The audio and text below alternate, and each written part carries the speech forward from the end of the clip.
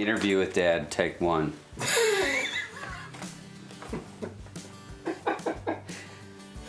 What comes to mind when you think about growing up in Royal Oak? I lived on a corner street, corner lot or whatever. And we used to play in the neighborhood, some of the bigger yards, like the Shears yard. We played football there, and the Burry's yard, which was on Vincetta.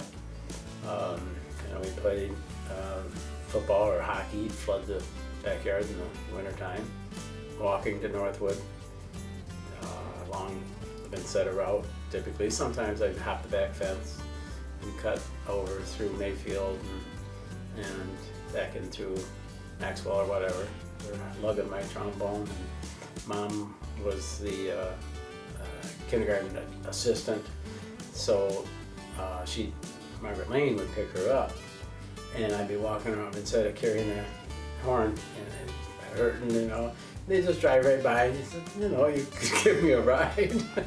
No. So I played as a 7th grader, and we had 9 trombones, and the worst I had was the 7th place, but I did hold first chair because we'd have challenges.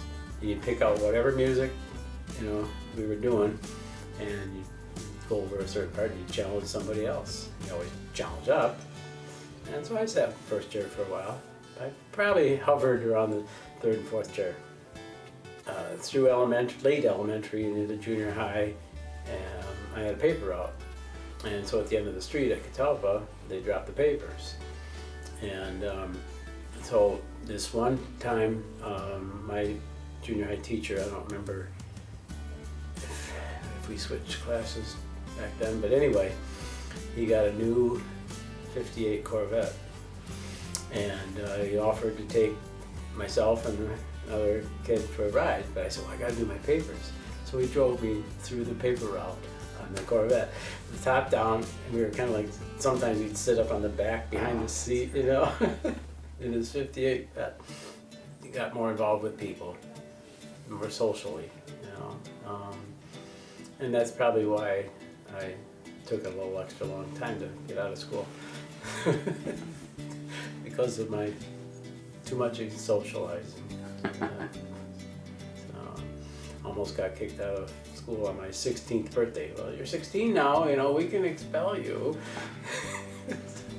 Because I was misbehaving. So that's why I always decided you got to take your birthday off. Oh, really? That was you were 16? Yeah. Not that I could do it, right. But that was my lead. So what do you remember most about your teenage years? I didn't do too bad as a freshman. My grades started to slip maybe towards the end of the year. I took college prep. That was my plan.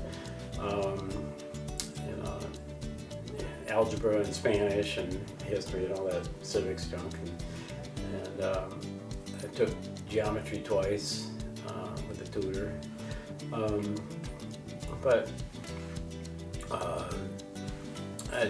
Joni and I, she's now living around the corner here, she and I were boyfriend, girlfriend in 10th grade-ish. I was driving, driving Dad's 63 Chevy, and we both smoked. And At 16? 16, 17, yeah. Oh, yeah. Okay. I first smoked in 7th grade and a little in 8th grade. Probably not bad because you're in school all day, but I quit in 9th grade because I was swimming. And, why not stay quit? But I smoked after that. But I remember being over by Longfellow School in the parking lot, and we were just clouding up the car with smoke. It was pretty bad. Sorry, Dad. But I'd drop her off and always have to air our car out. And I imagine it still Lingered. Yeah. But, we'd go to football games. It felt good with the group, the class, I don't know that I was in any kind of a clique or anything. But then we'd go up to the totem pole, hang out, if you could get a spot. went out to OCC, its inaugural year. Really? Yeah, we opened it up. I think my tuition was $101 or something like that for the quarter or semester. And then I started dropping classes because I wasn't geared, and that's when I got drafted. I wasn't a teenager anymore. So what do you remember most about your mother? Very understanding, trustworthy. She was a teacher at the church school. She had a tough time after Dad died. They were 65 when he went, and so she spent 30 years without him. But she was a pretty strong woman, and had to deal with some shocks with her kids. Joyce coming home with a brown guy, and Carl marrying a Hawaiian woman, in Hawaii, and me marrying a woman with 2 kids, I mean, nothing, you're not your normal things, but she accepted it all. And, once her thing was like, once a Nielsen, always a Nielsen, so divorces, they're all come back together. She was the matriarch, she did kind of control things or lead things, not control, but lead. And just very generous. I don't think anybody that knew her had bad words. Couldn't think of anything.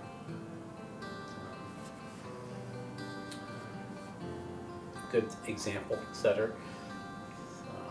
Not that we always followed, but the example was there. What do you think was most important to her? Her family.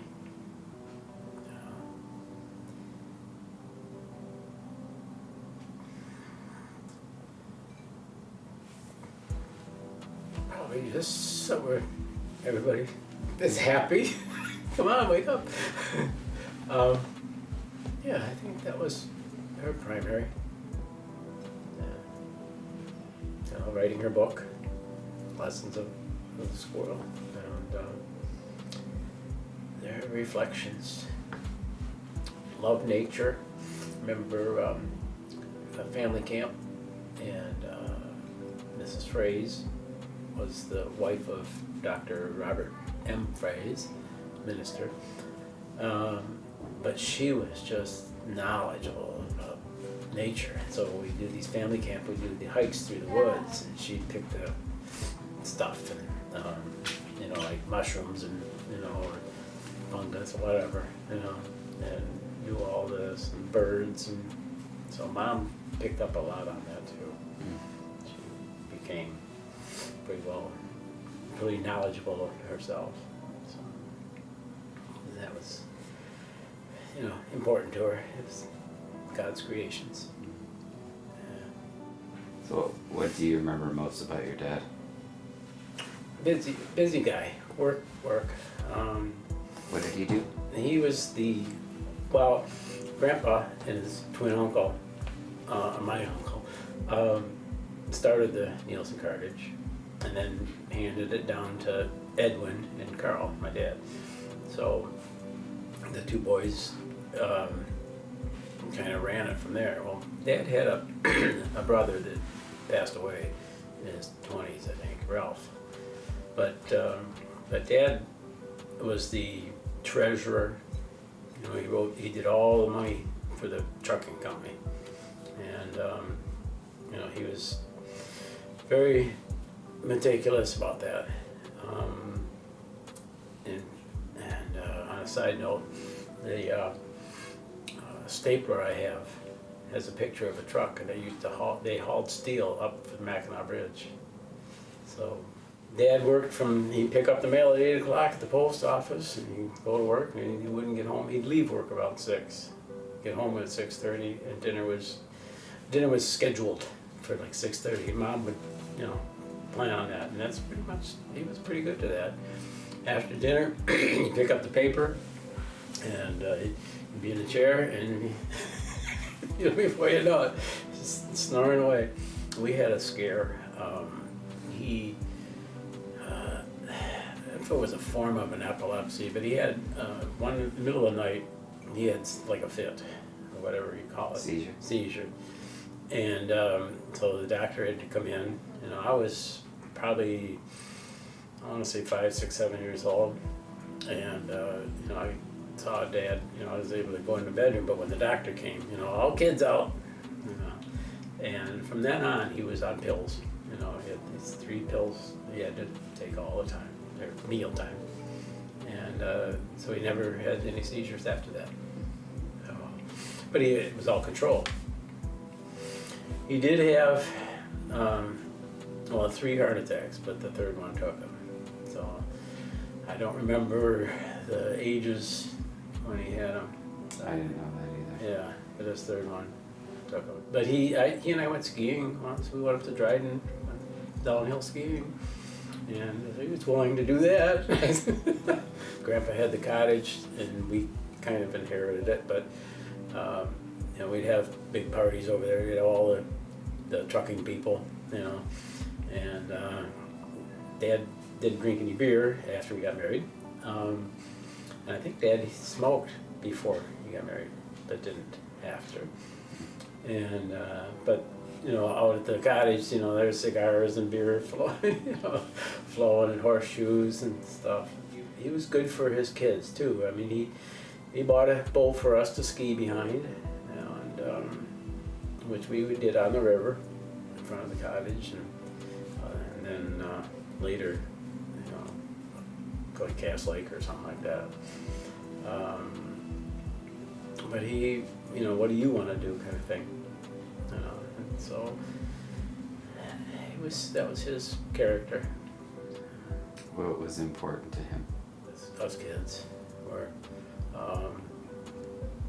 Joyce went away to college first, and then she came back and went to Wayne, so she was home. But and Carl went freshman at Royal Oak, and then went to Leelanau School for the boys, private school.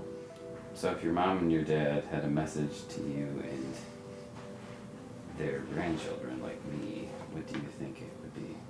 I don't know. I remember my grandmother, Mom's mom, when I was going out somewhere, she said, remember your character.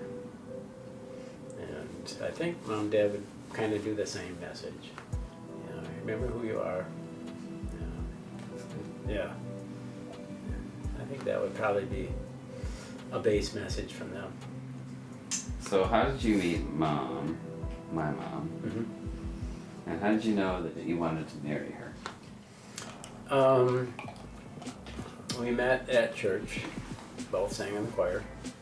After church, go downstairs for coffee, and we'd both go into the kitchen and a little cold water into the coffee because it was too hot, kind of thing. And we just kind of both started hanging out that way. She had a small car issue, which I was able to help her with, and it was the car that John had bought her as part of the settled divorce. She got a Mustang, red Mustang. What year? 67, yeah. Something like that, because this would have been The smaller 1970. Yeah. Just started seeing her more, and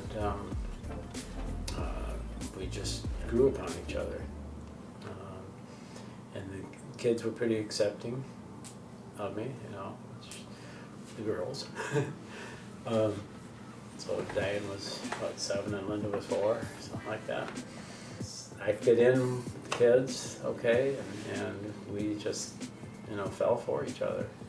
We liked doing the same kind of things, like camping stuff. Well, and how old were you? 25 when we got married. And when did you come back from the war? I was 21. So you've been around for 3 to 4 years. About 3 years, yeah. Yeah. Okay. Were you working at the time? I got a job with Matthew Hargraves Chevrolet, Okay. and right, pretty much right away, which was good. Were you going to school at the Not time? yet. Not yet. Yeah.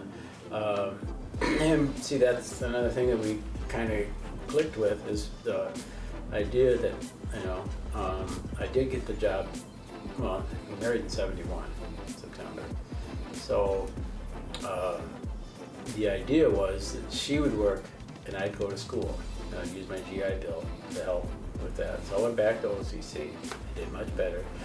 And I followed the automotive tech. That's where I got my associates in. And that was some good times going through those things.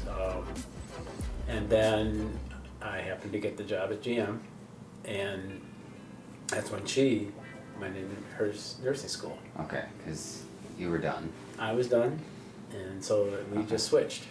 You know, so I worked afternoons, so I'd be there with the kids in the morning to get them off, you know, and then we'd have about an hour together before I went to work, and she got home, and then I'd get home about 11:30, 12 o'clock. And I thought we just had a good thing going. Yeah. How did you choose your automotive career? I think just because of my love for cars, you know, and the mechanics of it. I had my first car was a 37 Chevy, you know, so it was a hot rod because it had a chrome valve cover. But it smoked like a chimney. Then I had a 57 Chevy that I built the engine for, and ended up pulling the engine and selling the car. And so this was all before we got married. I was still at home or an apartment or whatever. And so then I just, you know, I always had this love for cars. I did my job. I didn't mind, you know, any tasks that were asked. It was all something I could do. You know, I didn't have to have a lot of training, although we did have allowed to take GM training classes, which was helpful as technology started rolling in. And I even, you know, went to a couple transmission classes where you learn, you know, how to take it apart, put it back together, and transmissions are tricky. Successful, I was okay. I did good. I wanted to say I did great, but I did good. That sounds like the story of my life. Just kind of like that B. Would you consider yourself a jack of all trades? Master of none. To a small extent, because I can kind of understand the functioning of things. You know, until you've added electricity to it, and then I don't know what I'm doing. What did you believe about yourself that helped you become successful and deal with hard times? I think overall I've got a positive outlook. You know, I've gained that more. I don't let things bother me as much. You know, and I think that's helped me deal with situations,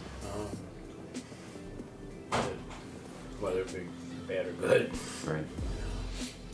What times in your life truly tested your mettle? But I think when I was over in Vietnam, I think that was one of the things that tested me.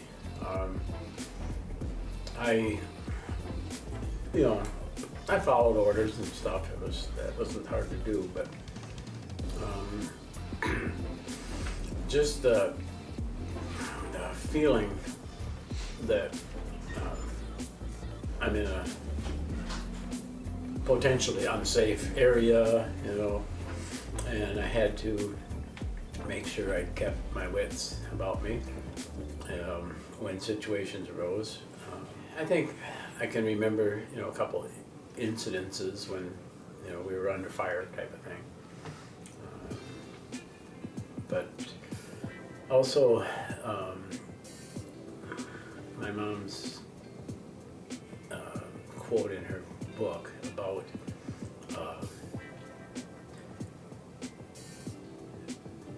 her words to me before I went over to Vietnam. She said, as much as it would bother me if you were to be killed, it would bother me just the same if you were to kill somebody else. Huh. And here I am in awards. I was to say, so what was one of your biggest regrets? A little bit. When I got drafted, we went down to old Fort Wayne, and we had pretty much done our physical, and there's a room full of guys, probably 50 guys in the room. And there were different branches in that room. He said, anybody want to go in the Air Force? Right here, come forward. I'm thinking, Air Force, 3 years, 4 years. No, drafted 2 years. And Navy, anybody want to go in the Navy? And that's where I should have changed. I should have gone for the 4 years in the Navy. Because their involvement in the war was a whole lot in a safer location. I mean, yeah, they had boats running the rivers, but the experiences of the water, the Navy, and talking to my next door neighbor now about his experiences in the Navy, and I thought, as much as I love the water, maybe I should have done that. So that's kind of a regret. I was kind of mad at the government for that, taking those prime years. But if I had gone forward in the Navy, I don't know. It probably would depend on whatever the tour was, where I was. What do you think the 3 events in your life that most shaped who you are? The service was one thing, I mean, yeah, the school thing, high school and all that was important, but I think the service was one. My having 3 kids, that's another. My job was pretty close, and I think sticking with church, I mean, yeah, I'm not really a religious person, but I feel that that's pretty important to me. So maybe 4 things. That's okay. We were singing in the choir at Pilgrim Church, your mom and I, and she on her due date or whatever. St. Patrick's Day fell on a Sunday, which it is this year. She was, during the service, she was turning back to me. She says, she's counting the Right, the contractions. Contractions, yeah. And so after church, I don't think we went to coffee hour. She said, well, we better go home. So we did, and I'm not sure if the girls were with us or with their father at that time. But we had to get in touch with my mom and dad. I guess the girls were there because we needed them to come to the house to stay with them while we went to the hospital. And I had my car for sale.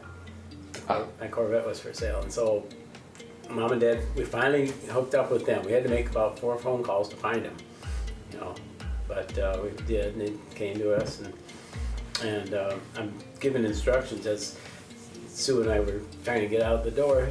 I said, I don't remember now, but something about the car being for sale, and your mom said, would you just don't worry about that and let's get out of here.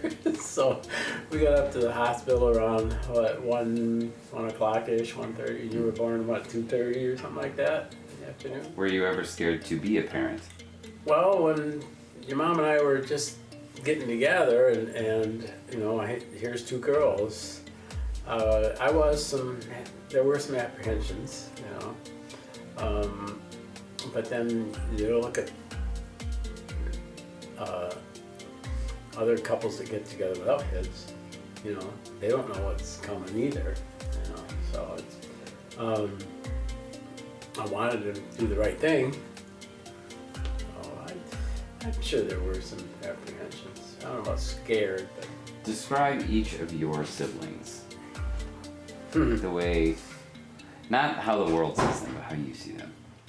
Joyce is following suit to closer to mom than I think Carl and I are. I mean, she's very, very giving. Yeah, she's very caring.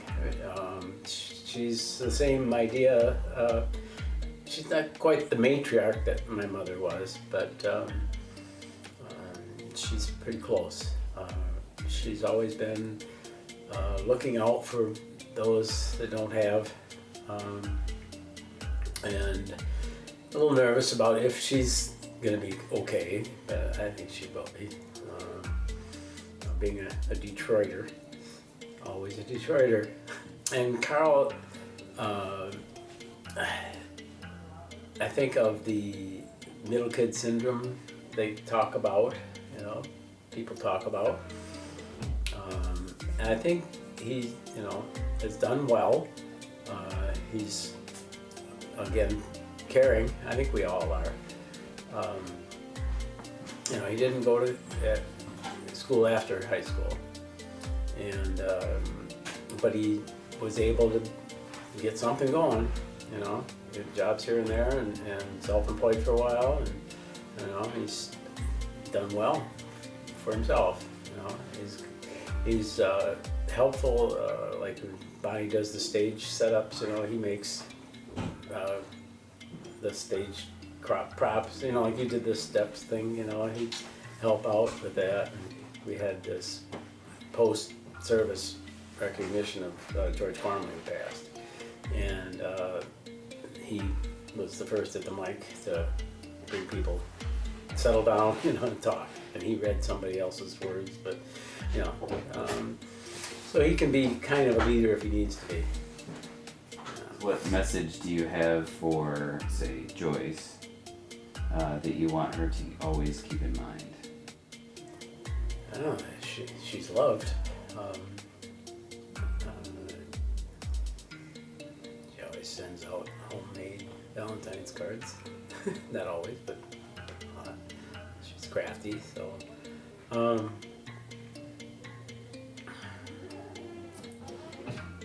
don't, nothing other than, you know, she's loved, and if she needs me, call me. You know, she doesn't always call. She, you know, vents on me once in a while, but, What about Carl? you know, he's never seems to be looking for assistance in any way, but I know I'm there for him. I enjoyed skiing a couple times with him, with some other more of his friends that I came to know, until he broke his arm and then hasn't been back. So, you know, anytime that he would like to hang out or whatever, you know, be willing to do it. We can't say we have much of. You know. What 3 words would you say best describe who you tried to be in life and how you want to be remembered? Loyal.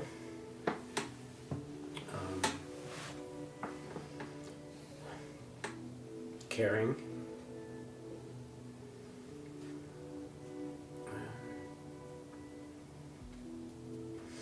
Easy. Not weirdness, but my unusual things I do sometimes. I always hand out those little kid Valentines, you know, the school at church to people. I didn't do it this year except for the minister and Lori got those cards. But little silly things like that. I like to laugh. Emotional person. Basically a caring person.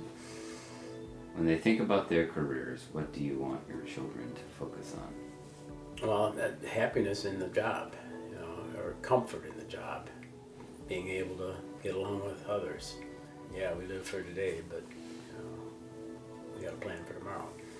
Were you happy in your job? I think so, because there were so many people that I came to know, and we were all in that same gear. You know, we were all car related, so anything, any subject we talked about was usually automotive. What have you learned about other people in life? I think most people are caring people, when it gets down to it.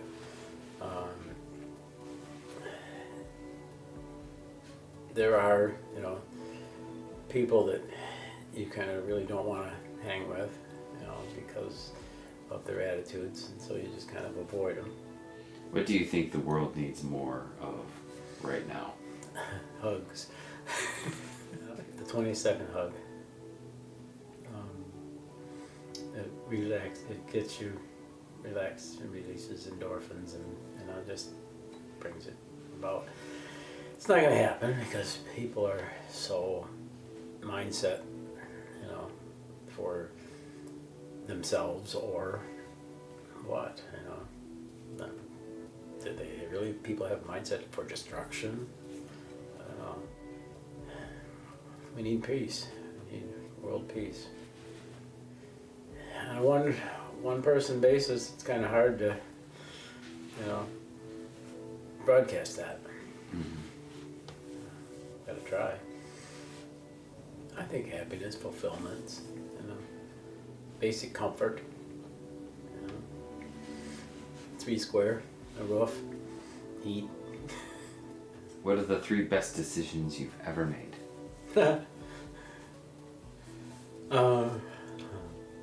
I think marrying your mom is one.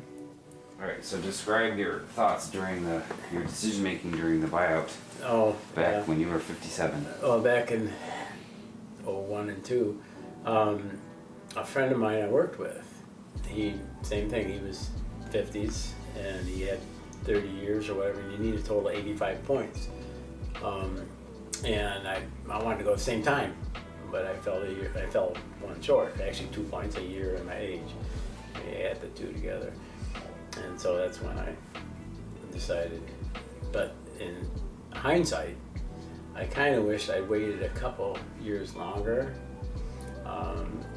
But, they paid me what I would be getting from Social Security at 62. So GM matched that number. When I turned 62, that got cut off, and then I drew from Social Security. So that's how that worked. I always had in the back of my mind as I retired that Dad died at 65, and so that gave me 8 years, when I got out. So I kept that in my mind. So anything after 65 is gravy. I mean, that's the way I felt. I was nervous about that. But then Mom, 95 3/4, So why was that a good decision? Well, because it relaxed me more. It freed me, I, didn't have that, the push to go to work kind of thing. Stress, yeah. And I was not chummy with my boss. And although there was a guy in between, a supervisor in between us, which he was okay, it's good. But I thought, and work had slowed down, and because that's when the EV1 was done, and they were switching to alternative fuels, hydrogen and stuff. And we had some Opel German people over, and I think out of the 6 guys, one of them spoke English. And we were just kind of giving them a place to work. We would help them, sure, but I thought, so that was kind of a timing thing. Just time to go. Scuba diving. Oh yeah, okay. Which, of course, is a great decision. Yeah, and to still be skiing. I'm glad I kept going doing that. Oh yeah, good. Because I broke my leg the 3rd time down the hill. So I'm glad I picked it back up. How old were you then? Junior high. Oh. Yeah, Okay. 8th grade or something like that. Yeah. Did the snow plow and my one leg went all the way around. Ooh. What are you most proud of in life? I think my overall lifestyle is good, you know, and that financial attitude of it. I guess I'm proud that I'm still commuting to church, you know, and my kids are all seeming to be doing okay, you know, struggles with every one of them. But I think in the overall big picture, things are working out. You know, I feel pretty comfortable overall. So, and my health is good. What were 5 of the most positive moments of your life? Wow. Graduation from high school and college, you know. Yeah, that would be one. Landing the job I did, I thought was good. With the big 3. I remember one of my high school friends, his dad worked at the tech center, and you know, he was a uppity guy. He had a company car, you know, but it was always kind of the elite place to work, and I was glad that I was able to grab that one. I think accomplishing the scuba thing was good. You know, I think that was a good, not a challenge, but it was you know, a graduation kind of thing. Sure. I've got more than 100 dives now, so that's a landmark. I think marrying your mom was one, gone, but it was. It's been Part there, of your life. been there, done that kind of thing, yeah. Still being able to hang with my canoe buddies for one thing, and they're all younger than me, and I'm always pushing for a better river, faster river, and we just want to sit back, you know. I don't know if that's one of the great ones, but it's just, you know, being able to fit in with those guys, you know, because here I'm an outsider, you know, and these guys went to high school together, and you know, most of them, you know, and so I thought that was kind of an accomplishment. How did you meet them? Your mom was playing volleyball with the girls, Right. and there was a guys team too, but I didn't do that. Right. And she said something about the canoe trip. The guys are doing this canoe trip stuff, and the girls do, you know. And I think she went on the first girls trip before I went on the guys trip. So, and when I started with the guys, it was in the early '80s, I think, and we had our biggest number. I think we had 14, and now we're down to, I think, 2 years ago we had 10, and it's been 10 for a number of years. And then it looks like this year might even be less. One guy just totally doesn't want to do it anymore, and this guy that's starting chemo, he's, you know, we don't know. He's kind of talking himself out. So I don't know. We met at the country club, and I had seen her picture online holding the beer, you know, and so I ordered a beer and she ordered a coffee, and that was, you know, kind of a positive moment meeting her. I was at your sister's after the canoe trip. I stopped, and I called, and we met kind of like in between. What message would you like to share with your family?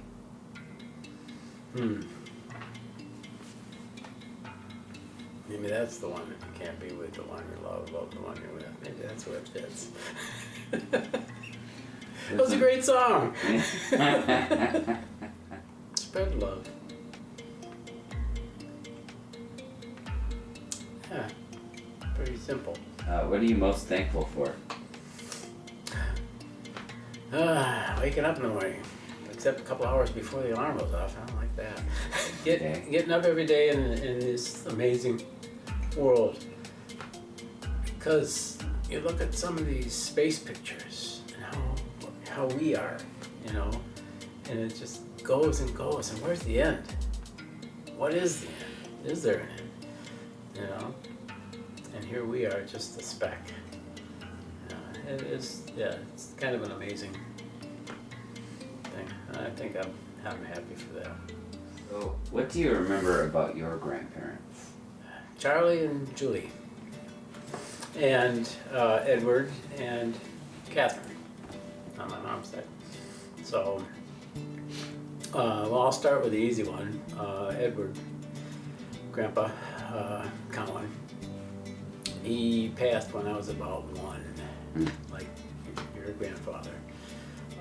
They had a fire in their house. I'm not sure if they were in Highland Park or if they were in Port Huron. I don't remember where that was. And so Mom and Dad opened up the house to them and let them live with us. There was the back bedroom was theirs, but I was in a crib, and so that was where I was. And again, I don't remember, but you know, his wife, my grandmother, Catherine, they were religious people. In fact, you know, back in the day, nothing happened on Sundays. That was the day of rest. Well, so Mom would have been about 7 or 8, World War I, and her brother was going off to war.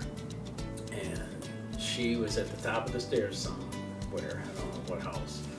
And she threw her shoes down and she says, "Damn the Kaiser," you know. And she realized what she'd said, but nobody said anything to her about her swearing, because they knew what was going on. It's going to war. So, but he did come back. And I have his shoulder bag from World War I, and I have his trunk, his army trunk. But anyway, yeah, Grandma was she's the one that told me, don't forget your character when I was a teenager. She died at 94. So that was after we even moved into the new house. They told me, I was in touch when I got out of the service, that I better come home. I was going to spend some time in California when I got out, and better come home. We were not sure how long she's going to last. And she lasted about 2 years. She was a wonderful woman, like her daughter. Charlie and Julie lived over on Dakota, 102 Dakota, just north of 6 Mile off of Woodward. I think the White Castle was on the corner. It was a duplex. And these houses, they're like long houses. And Grandpa had the cuckoo clock. And well, we would go there for our holiday meals. The Grandpa was, you know, he'd smoke cigars and drink his Global 22, you know.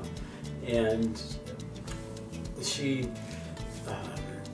was, you know, she's always in the kitchen kind of thing or whatever, you know. So this would have been before TV. So, but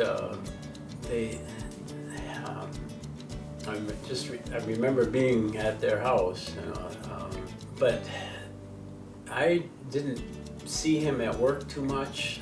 I might have, because I could go down to work with Dad, and but Grandpa would be there, and he and his brother were running the show, C&H, Charlie and Henry Nielsen Cartage Company, and so then they, you know, turned it over to Dad and my second cousin Edwin, and they just changed it to Nielsen Cartage. So took Charlie out of it. Charlie, always remember with a cigar in his mouth almost. They started the business with horses. He gave me, in Carl too, I think, got us over, I don't know, not too far, like Hazel Park or something, and we went to a polo game. And afterwards, we were able to walk the horse, except the horse was walking me because I was pretty small at the time, you know. But Charlie was, he was a member of the Detroit Club, and pretty unique Detroit club. And that's where I have that wooden box where they made cigars for the Detroit Club. So that's an antique from him. He and Henry would always buy Buicks, you know, but always seemed that Henry would have 1 year newer. You know, they'd always name it. It'd always be, you know. Riding in his car, we were up at the cottage, and I think we were going into town.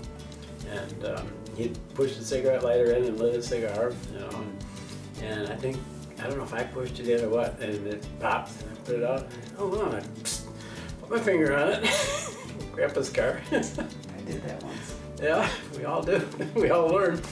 He was a jolly guy. You know, he's good. Pretty good businessman. I've got a ledger, and it's back in 1907. They're keeping the books and how much money went to who and where and stuff like that. You know, because Carl says, "You want it?" Sure. I was in 6th grade, I believe, and that's when Grandpa passed. In heart attack. I think he was 80, if I remember correctly. I think it was 1959. I'm not sure. Thereabouts. And I came home from 5:30, 6 o'clock from rehearsal, and everybody's just kind of scrambling around, and Mom was on the phone or somebody, and they told me, "Grandpa died." I went right upstairs, jumped on my bed, and I just kind of lay there. I didn't even cry. I just was shocked, I think. It bothered me, but I didn't explode.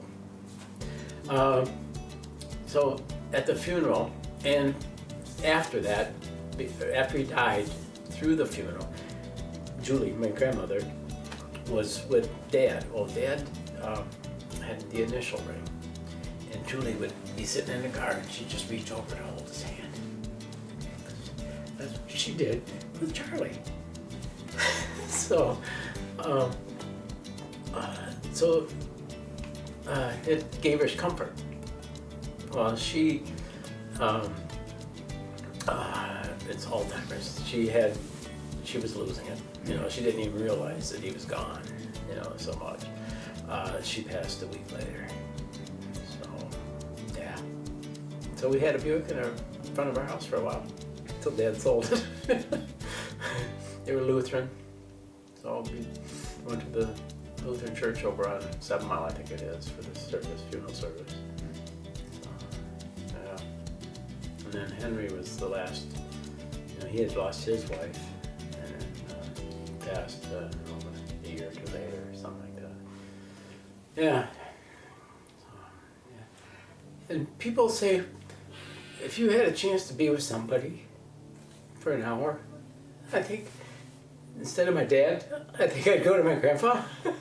Because I wanted to, because he had these deck of cards with all these pictures of Detroit on it. And these are 1890s through 1920 or something like that.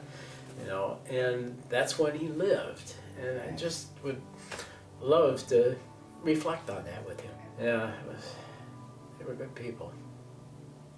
We were in Ludington, I think it was, and we were going to take the ferry. And so, some 4 o'clock in the morning, some stupid hour, we had to get up and catch the ferry. Loaded on the ferry. Well, they got a suite, our bedroom, and it had bunk beds.